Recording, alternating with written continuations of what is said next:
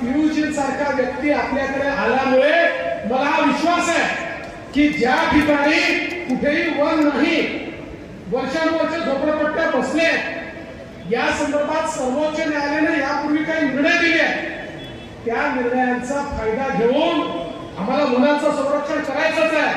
मुंबईतल्या वनांचं संरक्षण करून वन वाढवू, पण त्याच वेळी ज्या ठिकाणी संज्ञा आल्या पण वन नाही आहेत आणि झोपडपट्ट्या बसलेल्या आहेत, अशा लोकांनाही कशा प्रकारे दिलासा देता येईल या संदर्भात पियुषजींच्या नेतृत्वात यापुढे आम्हाला केंद्र सरकारकडे काम करता येईल.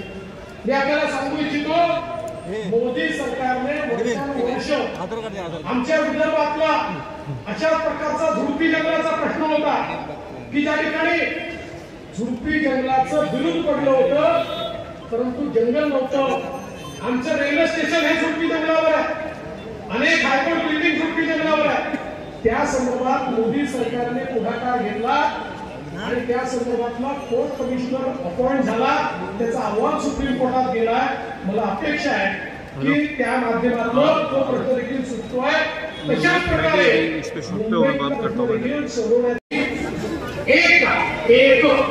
एक काम जरी मुंबईचा चेहरा बदलला, चित्र बदललं, असं एक काम ते दाखवू शकतात का? मी सांगतो ते दाखवू शकतात. आज गेल्या 10 वर्षांमध्ये आपलं सरकार असताना आणि आता एकनाथराव शिंदेजींच्या नेतृत्वातलं सरकार असताना मुंबईचा चेहरा मोहरा बदलण्याचं काम सुरू झालं. याचं कारण आमच्या पाठीशी मोदीजींचा आशीर्वाद आहे, मोदीजींचं विजन आहे.